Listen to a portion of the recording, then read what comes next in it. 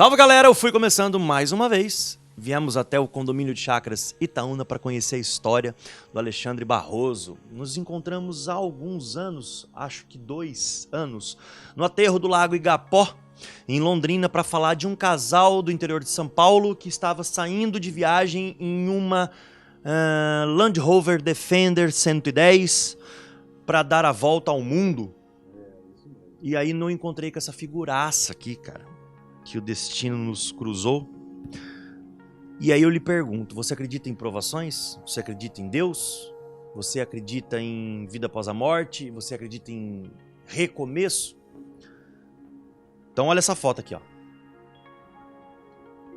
Consegue colocar aí? Ó, tá vendo essa foto aí? É esse cara aqui, ó. É muito legal, não? É inacreditável, não. É um negócio surreal. Se não é algo maior, se não é Deus, se não é amor, eu não sei dizer o que é, acho que nem você que passou sabe. E eu queria, antes de a gente entrar nessa, eu queria voltar um pouquinho. Você teve uma vida normal até tudo isso acontecer. Quem que é Alexandre, de onde você veio e o que você fazia? Eu sou Alexandre, publicitário, desde 1973, com 13 anos. A minha primeira tentação foi: não quero mais estudar. E o meu pai disse: não pode, mas se você quer tentar, uma semana para você arrumar um emprego ou volta para a escola.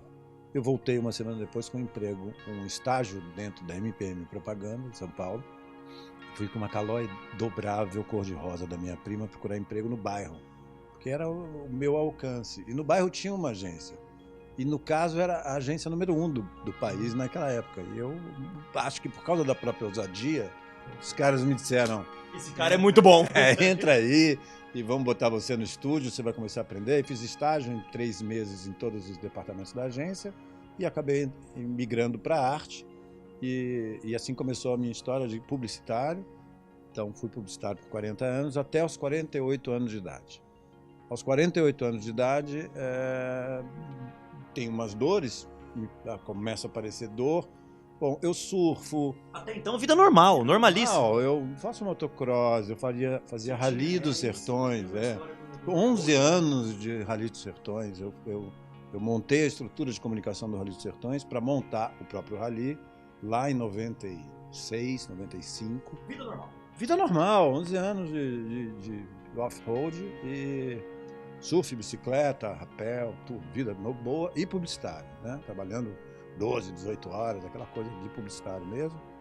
Até que nos 48 me dá uma cólica horrorosa e eu começo a perceber que ela não vai embora. 1 semana, 2 semanas, procurei um médico e quando cheguei lá, a gente constatou que eu tinha uma hepatite C já de longo prazo.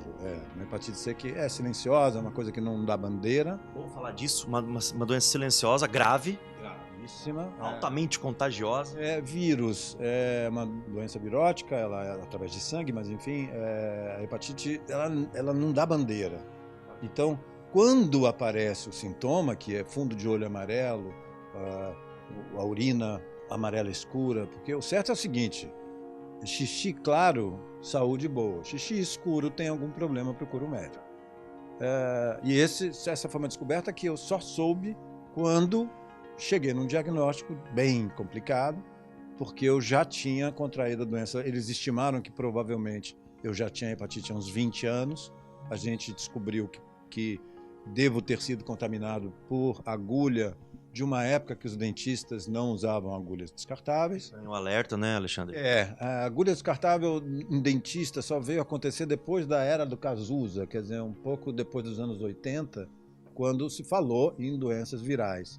E aí, a partir disso, a gente passou a ter agulha descartável e aquele álcool que não era álcool, que era mais água, passou a ter um alerta para isso. E aí, por causa disso, antes dos anos 80, muita gente foi contaminada com as doenças virais. E aí vem AIDS, aí vem hepatite. De uma hepatite C para a última vez que eu morri, muita água passou embaixo da ponte, né? Você foi diagnosticado com uma hepatite de longa data, mas as coisas não ficaram por aí. Assim que o diagnóstico foi tudo muito rápido. A partir deste momento foi muito rápido, porque eu estava em São Roque, uma cidade do interior turística, bacana, linda, morava lá. E o médico, o gastroenterologista, me falou, olha, você tem uma hepatite muito avançada e o teu caso muito provavelmente é de transplante, nós não vamos poder te tratar aqui. Vamos procurar um centro em São Paulo. E aí eu fui buscar informação e comecei uma peregrinação. Passei por 4 hospitais, comecei pelo Emílio Ribas, que detecta a doença e me dá um diagnóstico em 1 semana. Então, 1 semana depois daquele dia, eu fiquei sabendo que então eu tinha necrose, fibrose, putrefação do fígado. O fígado estava pretinho. Não tinha mais fígado.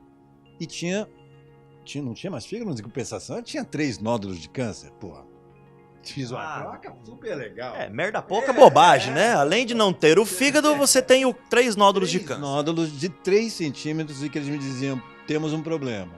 Não bastava tudo isso, temos um problema. 7 dias para a gente encontrar um transplante. Eu nunca tinha escutado nem falar em transplante, mas por causa dos nódulos... Ou então... Quando o cara te diz 7 dias, ele estava me dizendo morte, né? 7 dias de vida. Então, porque ainda me disse assim, a gente tem esse problema, ou a gente encontra um órgão em 7 dias, ou a gente perde você para o câncer, porque ele vira metástase. E aí a gente não tem nem como fazer transplante. A gente perde você. Bom, aí você chegou... O mundo caiu. Exatamente. Nesse momento, sua história começa a mudar. Até então, vida normal, você é casado, filho, trabalha muito, vida normal, sente dores, e aí você é diagnosticado com um fígado podre, que não presta mais para absolutamente nada, senão para dar problema, e câncer. 3 nódulos de câncer. 4 anos de muita aprovação. 4 anos de muita aprovação, 4 anos de milagre, 4 anos de oração, 4 anos de ciência, 4 anos de remédio, 3 transplantes. Acabou que a gente trocou, né, ao longo, no 2º ano a gente encontrou um fígado, e aí tínhamos aquela semana fatídica para tira este fígado que tem o câncer, senão nós vamos te perder para o câncer, tira esse, a gente põe um meia boca, vamos usar um step. Vamos botar o primeiro fígado que chegar de qualquer um que esteja aí no transplante, que tenha a mesma doença que você, e compatibilidade, a gente põe esse fígado em você. É uma espécie de fígado tampão, é uma cirurgia tampão, vamos chamar assim. Então ele colocou esse fígado, mandou embora a necrose, fibrose e putrefação, e mandou embora o câncer. Entrou um fígado novo, tentamos, 8 meses numa tentativa de fazer funcionar, não funcionou a contento. Eu perdi, então foi anunciado que eu perdi o fígado que colocou e os rins.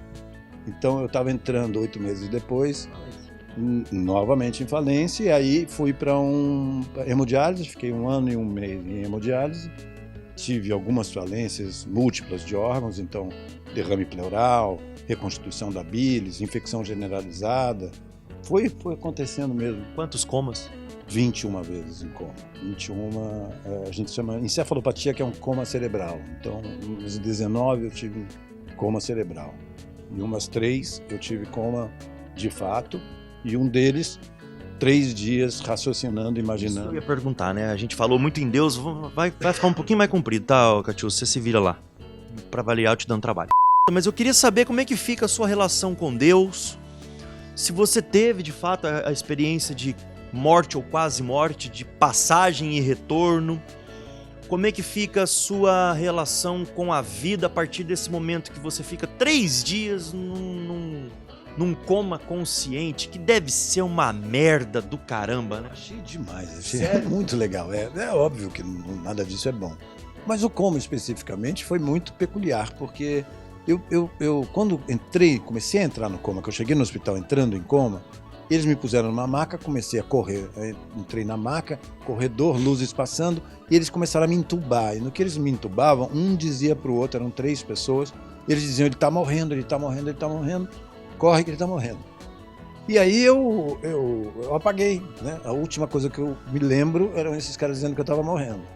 Quando eu volto a ter audição, tato e olfato, era tudo preto, eu estava deitado, eu ouvia uma musiquinha que interpretei como sendo dos Mormons, mas enfim, a finitude, música de igreja.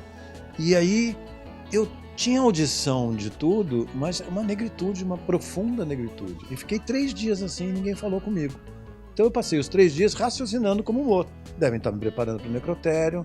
Não me deram banho, estava preocupado porque eu ia Não basta estar morto, você ter errado com a bunda suja. Então fiquei muito preocupado. É verdade. Lógico. Esse era um raciocínio de Mudaram as preocupações.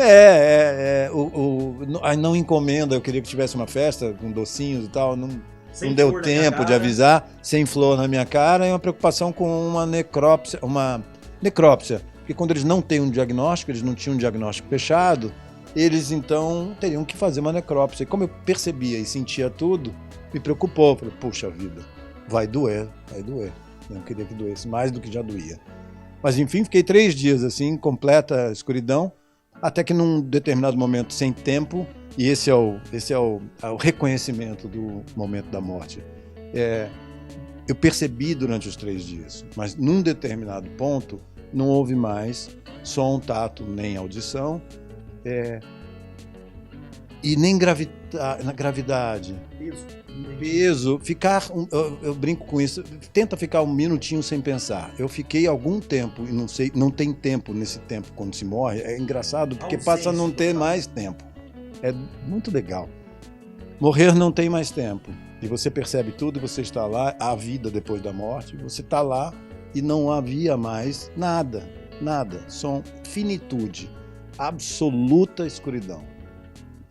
Eu percebi que ali eu tinha 2 opções. Ou eu estava diante realmente de fim, de morte, coisa que nenhum de nós gosta de falar em morte, é chata, é feia, não gosta, é um saco. Morte é um saco. Quis acreditar que estava diante do início, que estava diante do que seria mesmo o início de vida. Como é que é o início de vida se não vindo de uma ausência? Então, acreditei que estava no início e acreditei que esse era o momento do encontro com o que a gente chama de Deus. Nunca encontrei pessoalmente, senão nesse momento. Tive certeza que estava diante do início de vida e, portanto, estava diante de Deus. E aí fiz um raciocínio, conversei com essa escuridão e disse, olha, eu te reconheço, Senhor, e se estou diante de Deus, queria te dizer que eu quero voltar para falar de amor. Fiz uma promessa naquele momento de voltar para esse trabalho que eu faço hoje, voluntário, não tenho um trabalho chamado Jornada Asas do Bem, que viaja o Brasil inteiro. Chegamos no motivo do programa. Próximo momento de reencontro com vida é um som do meu filho entrando e perguntando ao meu lado, para o médico, quando é que desligavam as máquinas. Meu pai não gostaria de ficar assim, quando é que desligam essas máquinas? E aí o médico falou, não desliga, eu fiz todos os testes, ele tem funções neurológicas, ele respira, o coração dele bate, ele está vivo. E eu ouvindo tudo isso, foi uma surpresa, eu tomei um susto. Eu estava entubado pelo nariz, entubado pela boca, amarrado com as mãos, amarrado com os pés, entubado nos braços, entubado no peito, entubado na barriga. E o cara me disse que eu estou vivo. Então, naquele momento, eu descobri, peraí, eu estou 3 dias que eu estava raciocinando como morto. Eu estou vivo. Bom, então, se eu estou vivo, vamos abrir, vamos embora, né? E aí você está vivo. E hoje o seu trabalho é falar de amor. Gratuitamente você já viajou quase o Brasil inteiro, faltam pouquíssimos estados para você completar o Brasil inteiro. Você se comunica com milhares de pessoas, salvando e curando e auxiliando na cura. E eu lhe pergunto para encerrar esse programa, o que é doar órgãos para você e o que você fala às famílias que ainda existe restrição quanto à doação de órgãos? Qual que é a sua relação com doação de órgãos hoje? Olha, a verdadeira relação é a seguinte, a gente acaba invertendo a coisa. É muito sagrado isso. E eu empresto o meu corpo, a minha carcaça, para que outras pessoas sobrevivam comigo. Então é incrível, porque um órgão doado renasce dentro de mim. Se a gente tivesse que falar em ressurreição, de fato, o transplante é ressurreição. Então, aquele órgão renasce dentro de mim. No meu caso, são 2, comigo 3. Somos 3 tomando decisões, somos 3 com responsabilidade de vida. São 3 seres vivos, pulsantes. O que significa a vida para você? Vida significa flor, respirar. Vida significa hoje, agora, é o melhor do que se pode fazer. Vida significa ser feliz. E ser feliz é vida. É isso, só o que a gente traz. Cara, publicitário com 48 anos de idade, eu tinha um monte de bens. 4 anos depois, eu só tenho alegria. Fui!